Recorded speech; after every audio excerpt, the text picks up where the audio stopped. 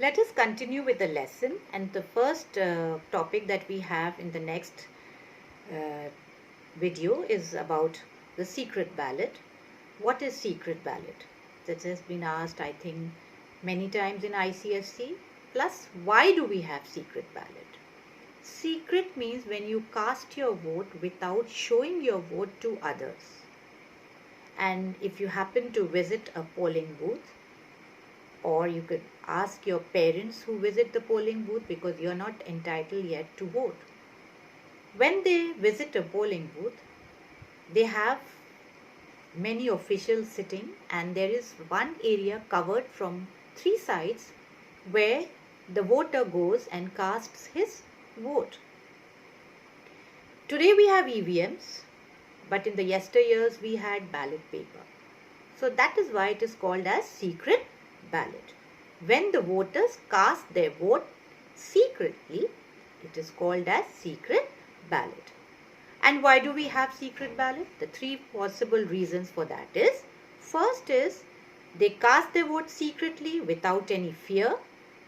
They are safe from the pulls and pressures of all the politicians, because there are agents of different political parties sitting at the polling booths. They may not like that you vote against their party or you do not vote for their candidate, so they might put pressure on you. So to avoid all that, we have the secret ballot. And thirdly is that we do not create any ill feeling through secret ballot. So these are the possible reasons which you should note down as to what is secret ballot and why do we have secret ballot. The next important topic that is in the book is sessions of Parliament.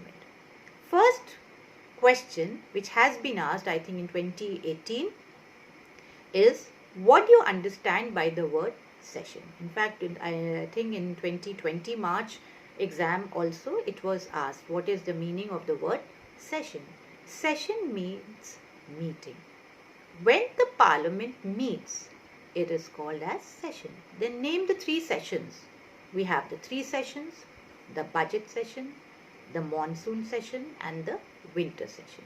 You have to learn these names. Not very important that you learn the months of these three sessions, but you should know the names. You cannot write any other word for these three words. You can't write cold session for winter session. It will not be accepted. So be very careful when you learn the names of the three sessions. Now another possible question that can be asked in ICSC is that what is the minimum gap between the two sessions? It is 6 months. Not less than 6 months. So please underline or circle that 6 months, the meaning of the word session, and the three names of the three sessions. Another important term for the Parliament is quorum. What is the meaning of the word quorum? Or you can be asked, define the term quorum. Quorum means the minimum number of members required to conduct the proceedings of the House in the sessions. Like if you have 110, that is 1 point.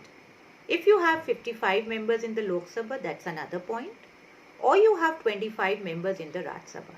So 55 and 25 will be taken as 1 point. 1/10 of the members of the House is the second point. And the third point is the meaning. The minimum number of members required to be present to transact business in the House is called as quorum. The next thing is the languages. We are citizens of India, so we can talk in the mother tongue, or we can use Hindi or English. For the mother tongue, you can use take the permission of the chairperson of the House. Next topic comes as qualifications of the members. Who can be elected to the Lok Sabha? Obviously, a citizen of India, a person who is not less than 25 years of age, a person who has the qualifications which are prescribed by the Parliament, and he should be registered as a voter. In other words, you can say his name should be in the voters list. There are other 2 or 3 points which you have not got in the qualifications, but you have it in the disqualifications. So you can note it down. The first is they cannot hold any office of profit under the government of the state or the center. Next point, they should have a sound mind. And the next point is they cannot be an undischarged insolvent or bankrupt. I hope you have noted down these 3 points. Whenever we meet in school, I can always make you write these extra points in the class. The disqualifications. Now we come to the next heading, that is the disqualifications of the MPs or the members of parliament. Boys, you should just write the opposite of the qualifications and you get the disqualifications. Very easy. Ceases to be a citizen, has an unsound mind, is not above 25 years of age, he is a bankrupt, or he holds a government office. So these are the disqualifications. Then we come to the next page, and that is the salaries and allowances on page number 8, which is decided, the salaries of the MPs is decided by the Parliament. The next topic is vacation of seats. We are going on with the topic as the book is showing us or telling us. And the next is the vacation. Vacation here means not holidays. It means when is the seat vacant. First is if a member dies. Second is if a member resigns. If he is absent from the meeting for a period of 60 days. And if he is coming under the disqualifications laid down by the Constitution. So these are the reasons, or these are the situations when the seat of the Parliament falls vacant. The leader of the opposition. Now in the Parliament we have the first party which has a majority in the Lok Sabha forming the government. The second party in line, and the leader of that party will be called as the leader of opposition. His position is that of a cabinet minister. Now we come to the parliamentary procedures. We have the first procedure as the question hour. Explain the term question hour. The answer is every member or each member of the Parliament has a right to ask question. That right to ask question, if you look in the book, the word interpellation is mentioned. That is the right to ask question. And what is the question hour? The answer is each day, mark it down, during a parliamentary session, the first hour is allotted to asking and answering questions.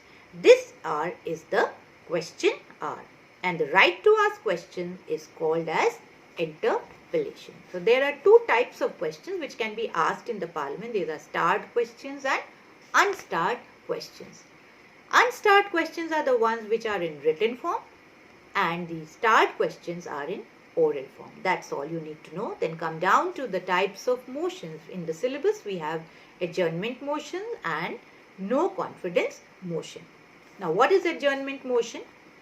Adjourn means when the Parliament is already into discussion of something and all of a sudden it happens that there is a traffic problem, not exactly a traffic problem, but an accident or train accident, or there is a natural disaster, there is tsunami, any unforeseen tragedy takes place. Then the discussion is stopped and that problem is taken up, and that is called as adjournment motion. Then you have the no confidence motion. Confidence means when the Parliament have, or the members of the Parliament have confidence in the government, they support the government. It happens so that the majority party is always there to form the government and has formed the government. So maximum members out of the 545 are from that party which has a majority in the house. So they have the confidence in the government. But in case there is a no confidence motion, in the House, in the Lok Sabha, against one single minister, and the no confidence motion is successful. That is, against the minister, the votes are more than in favor. Then the minister as well as the Council of Ministers has to resign. This is the no confidence motion. In simple words, I can explain to you that if you have a monitor in the class and the children have voted for the monitor, whoever has to be the monitor. But certain situations come when you are not happy with the monitor and you feel like removing the monitor. So maybe your class teacher will ask you to vote. And then the vote is seen as to how many are for and how many are against. If for are more, the monitor survives. If against are more, the monitor goes. So this is the way the no confidence motion is practiced in the Lok Sabha. And only remember, in the Lok Sabha, if the no confidence is passed, the government has to resign. It's never happened in the Raj Sabha. Come to the next page. We have the censor motion, which is not in your syllabus, but you can have a look at that. That a member of parliament can move a motion against an individual minister criticizing the action or policy undertaken by his ministry. So a censor motion can be against a particular minister, but it does not amount to the fall of the government. Whereas the no confidence motion amounts to the fall of the government. The government has to resign, but not in the censor motions. Now we come to the next very important heading, and that is the Speaker of the Lok Sabha. You have a presiding officer in the Lok Sabha who conducts the meetings of the Lok Sabha, and he is called as the Speaker. So the first possible question can be, who is the presiding officer of the Lok Sabha? The Speaker is the presiding officer. How is the Speaker elected? That is the next question. If you want to write, you can write down who is the presiding officer of the Lok Sabha and how is the Speaker elected. Election. The Speaker is elected as soon as the first Lok Sabha or the first session of the Lok Sabha or the new Lok Sabha meets for the first time. And he is elected by a simple majority of the Lok Sabha. He has to be a member of the Lok Sabha. And as long as the new speaker is not elected, the old speaker continues in office. Similarly, a deputy speaker is also elected by a simple majority in the Lok Sabha, and he too has to be a member. So the election takes place in the first session of the new Lok Sabha or the newly formed Lok Sabha. The Speaker and the Deputy Speaker are there to conduct the meetings, to carry out the functions in the Parliament, but sometimes the Speaker is not present, he is absent or ill, then the Deputy Speaker performs his duties. And if both are not present, then there is a special panel of 6 chairpersons who presides the session. And this panel of 6 persons or chairpersons is decided by the Speaker. Now let us come to the removal of the Speaker. How is the Speaker removed? The first point that is given, or it is there, is that he can leave his office. He can vacate his office by resigning to the, writing a letter of resignation to the Speaker. He can also be removed by the members of the Lok Sabha. The members of the Lok Sabha pass a resolution to remove him, and for that resolution they have to give a 14 days notice. Then comes the powers and functions of the Speaker. If you get a general question as to what are the functions or mention any 5 functions, actually there is never a question on 5 functions. They've either asked 3 or they've asked 4, because the breakup of questions or the breakup of marks in the subjective questions is 3 plus 3 plus 4. So you keep yourself on the safer side by learning 5 functions. The first point in that is he presides over the meetings. Second, allots times to the members to ask questions. He lays down the rules and regulations of the House, the procedures. Then all the bills that are passed are signed by the Speaker. He decides all resolutions. He gives permission for questions. He can adjourn the meetings. And there are various other points which are in the book. You can mark them accordingly and learn any 4 functions. There are administrative functions also given, where he receives all petitions and documents.